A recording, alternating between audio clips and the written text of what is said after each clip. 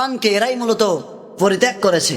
সম্মানিত মুসল্লি বৃন্দ, আল্লাহ বলবেন যে কোরআনকে পরিত্যাগ করার ভয়াবহ পরিণাম কি শাস্তি হতে পারে যা আপনি আমি কল্পনা করতেও পারবো না। এবং রাসূলুল্লাহ কাল কিয়ামতের দিন তাদের বিরুদ্ধে মামলা করবেন। কাদের বিরুদ্ধে? যারা কোরআনকে পরিত্যাগ করেছে তাদের বিরুদ্ধে কে মামলা করবেন?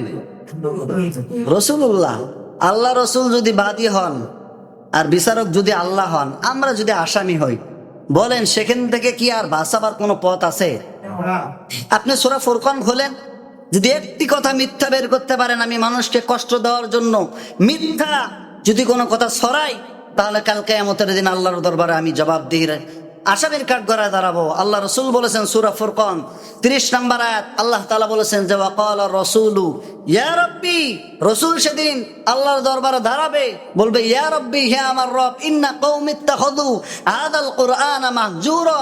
আল্লাহ, আমি ওইসব ব্যক্তিদের জন্য মামলা করলাম, ওইসব ব্যক্তিদেরকে আসামি করলাম যারা তোমার কোরআন পাবার পরও কোরআন বাদে অন্য জিনিসকে প্রাধান্য দিয়েছে, কোরআনকে পরিত্যাগ করেছে, তারা কোরআনকে বাস্তবায়ন করতে চাই নাই।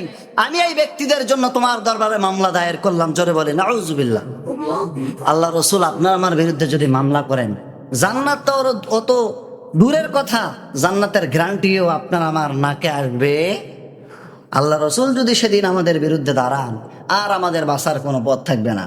সম্মানিত মুসল্লি বৃন্দ, তাই আসুন আমরা কোরআন মাফিক আমাদের জীবনকে পরিচালনা করি। কোরআন দিয়ে ব্যক্তি, সমাজ, রাজনৈতিক জীবন, রাষ্ট্রীয় জীবন, সমস্ত জীবনকে আমরা সাজাই। তাহলে আমরা আল্লাহর দরবারে বলতে পারবো যে রব্বুল আলামিন, আমার জায়গা থেকে আমি চেষ্টা করেছি,